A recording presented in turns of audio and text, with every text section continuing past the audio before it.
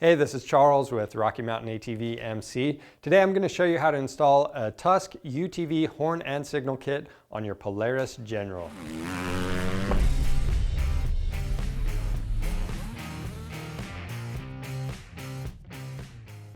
A common upgrade that people like to do to their side-by-sides is to make them street legal. The Tusk UTV horn and signal kit can help get you there, but you need to check your state and local laws to make sure that this kit is going to work for you. Now, what this kit offers is front and rear turn signals. You're going to get a horn and a license plate frame with a light on it. Now, we're also running the Tusk pivot folding mirrors. These things are super tough and they're going to help complete our street legal requirements. Now, as far as installation goes, the process will vary a little bit from machine to machine, but this process we're about to show you will work for just about any Polaris General, both in the 2-seat and 4-seat models. Now, the model we're going to use to show you this process is a 2020 Polaris General XP4 1000. To do this job, we need some safety glasses. We're using a drill and some drill bits. This one's 5/16, this one's 1/2 inch, and then there's one more drill bit that comes in the kit. Other than that, we're using common hand tools, so we have Torx bits, we have a couple different sockets, combo wrenches, and a test light. This is the Tusk UTV horn and signal kit. It comes with all of these parts. It even comes with the drill bit to get these turn signals installed. Now, it also comes with a few zip ties, but we've sourced a few extra just in case. Now, you'll always want to refer to the instructions that come with the kit and read through that to get familiar with the install process before you begin. And you also want to make sure that you have all of the correct parts here. And if you need this kit, it is available on our website. To get this kit installed, we need to route our wiring harness. And to get that routed, what we need to do is remove our hood. We're going to remove our seats and both center consoles on this 4-seater. Now, to get this center console out, there is quite a bit of hardware on it. We're also going to be removing this grab rail. All right, now for these center console pieces, all we're going to remove is this right side cover, and there's the center cover right here. So we're just removing all the hardware. There's T40 bolts and some push rivets. We're going to take all those out and remove those pieces. Now, another thing on this machine, these push rivets, you're going to have a couple of them clear up in here. They're kind of a hassle to get to, but they got to come out for that piece to be removed. Now, the next step, we're going to remove this rear center console. So we're going to remove all these trim clips. Keep in mind, inside this box, there is an accessory plug. You'll have to disconnect that to pull everything out.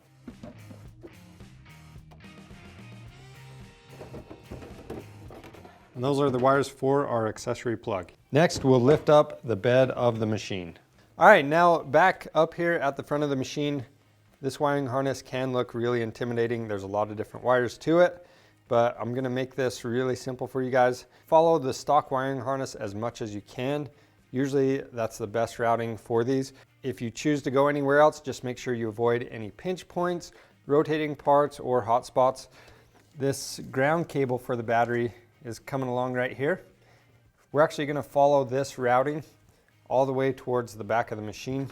So to do that, I've gone ahead and taped up these wires. This is going to help me route everything down to where it needs to be. And I've staggered the connectors so they can fit through tight spaces. And then we have a couple connectors. I've done the same thing on that. So we'll go ahead and start routing this down next to this wiring harness. Now, another thing I want to point out is that this harness, it follows these breather tubes most of the way back to the rear of the machine.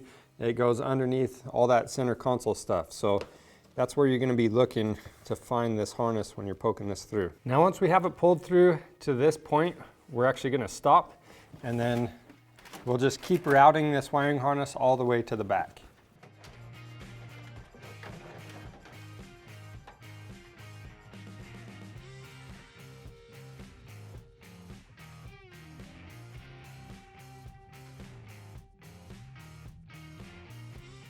All right, the next step is to determine where you want to mount your turn signals. You can mount these wherever you want, but a couple things to keep in mind is you need to make sure the wires from the wiring harness will reach your mounting location. So for the left side, it's going to be the orange wire and a white wire coming to them. And right side, it's going to be a blue wire and white wire going to them. Now, the other important thing to remember is that These both go into common wires, so you don't want these so far apart that these ends can't reach each other, because if that happens, you're not going to be able to plug everything in. So you want to route them so these ends can come together. So for us, we'll go ahead and drill those holes out with a supplied drill bit. Now again, before we drill these out, we're going to want to double check and make sure that we're not drilling into anything on the backside that will damage. Next, we want to clean up the holes that we just drilled using a razor blade. Next, we'll install the rubber grommets and the signals. Now keep in mind, when you install these signals, they do have a marking on them that says top, so just make sure that's facing up. Next step, we're going to lift the bed back up. On these side panels, we have a little tab that holds them in place. We'll twist that and pull it out. And then these ones we just pull out. The next thing, we need to route our wiring pretty close to where it's going to go. We're not going to zip tie anything down yet, but for this, we're actually going to run this main harness along this frame tube right here. And then we actually have a wiring loom that it goes over that pivot. So we're going to want to follow across that for the left turn signal, and then same thing for the right. There is a heat shield on the right, so we're going to back off the heat shield and run our wires up underneath that heat shield. So the wires for the back, you want to refer to the diagram that came in the kit, but basically you have your red and black. This is going to be for a later step. This is the license plate lights. You have a white and a blue. That's going to be for the right turn signals. And then the orange and white, that's for the left turn signal. So, and you can reach down through this access hole and pull these wires out. Now, how you're going to hook these up, the black one, I know this is going to sound backwards, but on these turn signals, the black one is actually going to be the positive wire. So that's going to go to this orange wire. And then the white one is the negative wire. So white to white, black to orange. Then we'll do the same thing for the other signal. And we can go ahead and set these wires down in there for now.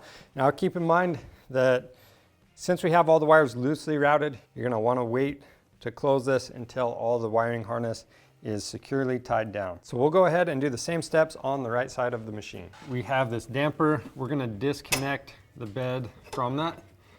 So we're just going to remove this pin, set that aside. The bed's going to come further back. Now we have better access to everything.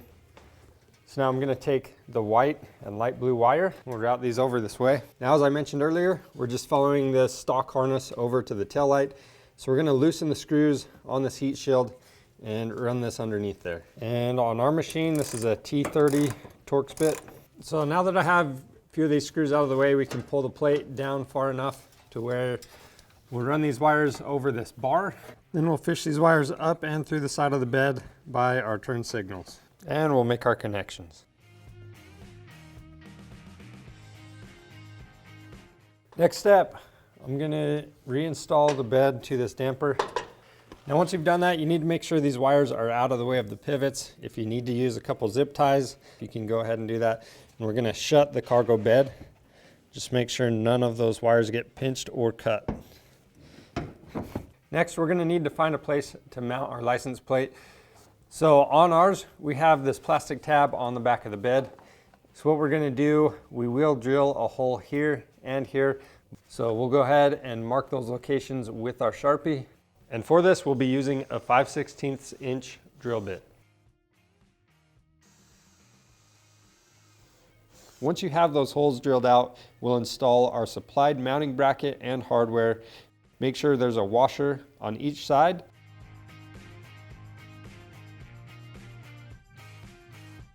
And we'll tighten these down. Then we'll add the license plate mount. Next, we're going to take this light for the license plate and we're going to route this up through. Backside, we have a nut. And just make sure that you have the light facing where your license plate is going to be. Then we can tighten up these bolts. All right, next step, we'll raise our bed back up. And now we're going to connect our wires for the license plate light. This is just black to black and red to red. Next, we'll go ahead and move to the front of the machine and get our turn signals mounted up there. You want to make sure you have enough wire to come down to where you want to mount your turn signals. So we're going to mount one right here and then also one right here, and we'll mark those spots with a Sharpie. On this one, I'm also using a tape measure, and that way I can get the same distance on the other side.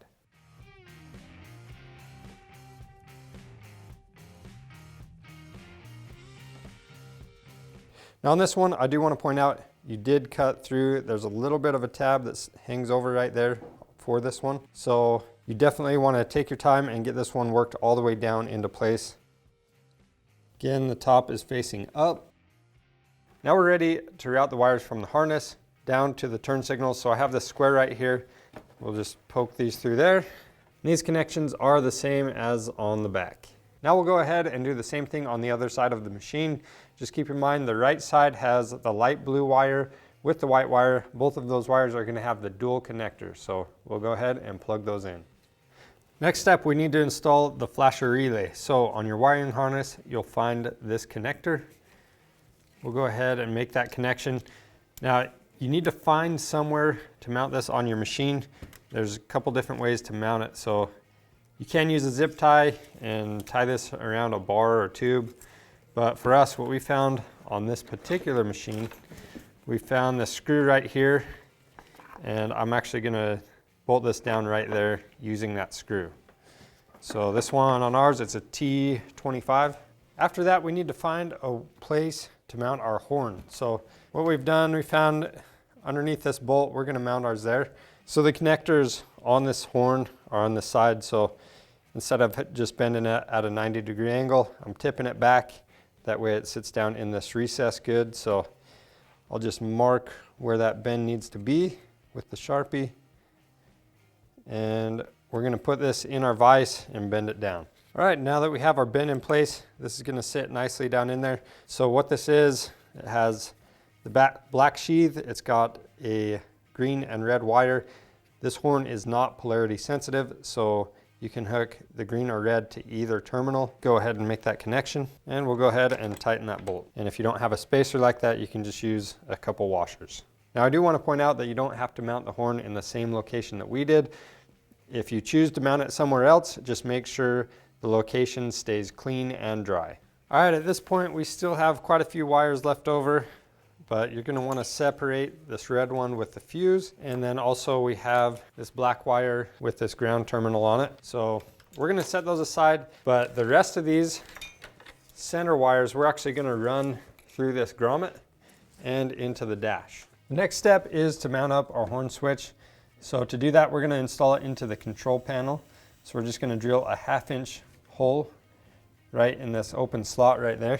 And we'll go ahead and install our horn sticker. Next, we need to pull all of the wires that we pushed through the firewall. We'll pull them down. And then at this point, I'm actually gonna connect my horn switch before I install it into that panel. Make sure this one's bottomed out, and then we'll make our connections at the terminals. Again, this one is not polarity sensitive.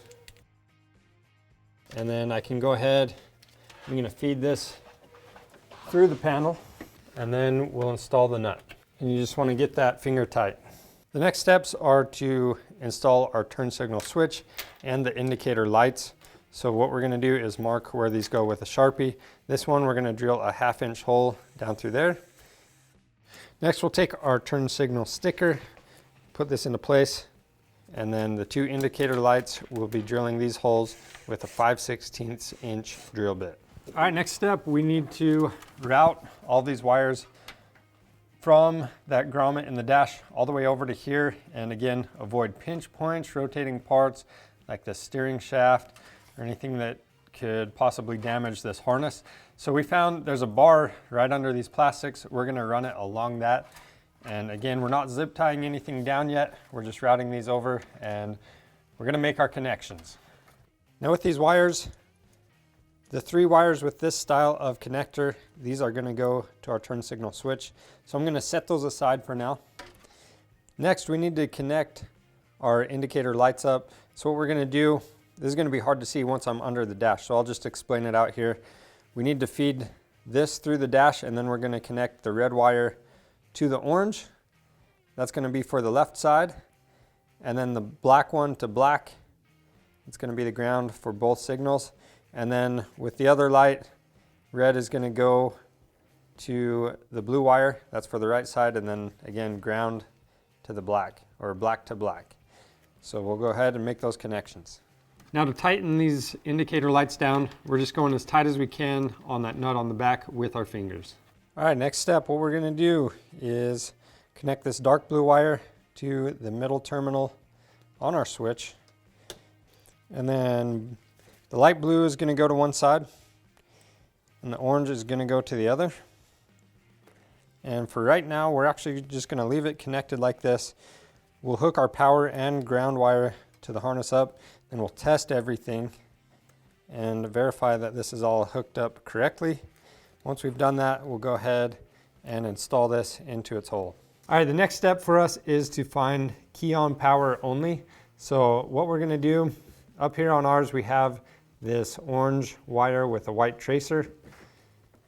We're going to probe this with our test light.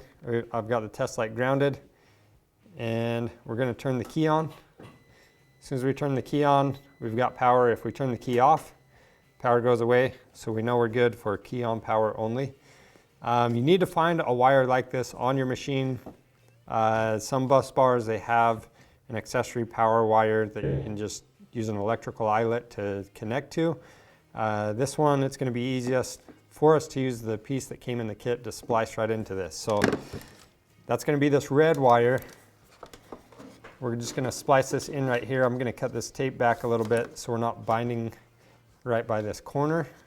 All right, now we can take our splice connector with that tape moved out of the way, and we're just going to snap it onto this wire.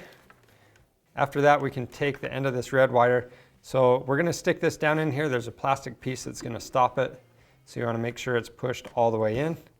Once that is all the way in, we'll take some pliers and we're going to press down on this splice, and that's just going to make a connection between the two wires. Then we can go ahead and fold the top over. After that, we need to hook up the ground wire. So for us, we're just going to take this, loosen up this nut, and slide this right into place and tighten it back down. Make sure that's on there good and snug, and then we'll go ahead and reinstall that rubber cap. Now the next step, we need to turn the key on and make sure everything works. Now if there is something that doesn't work on this system, then you need to go back and check your work. A good place to start is with this fuse. Make sure you didn't short something out. All right, now that we've verified that everything works correctly, we're going to install the signal switch. So to get this installed, I'm going to remove, there is this plastic nut. There's the middle nut. We're going to leave the base nut on there, and we'll finger tighten all of these down. Once you've done that, we'll go ahead and install the plastic nut. We're going to go ahead and tie all the wiring down to the machine using the supplied zip ties, and pretty much anywhere this stuff is loose, you want to get it tied down so it's not just flopping around. So up here, we're just going to hook this bundle together so it's not going anywhere.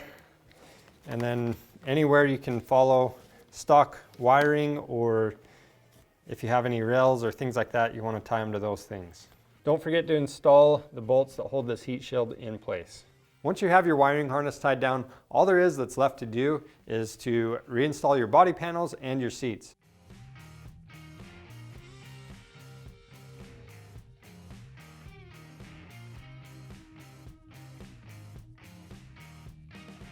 That's it for the Tusk UTV horn and signal kit install. If you need these parts, they're available on our website along with just about anything you could want for your machine. So be sure to check that out. We offer free shipping on orders over $75. And if you haven't already, make sure you subscribe to our YouTube channel for more helpful content. Thanks for watching.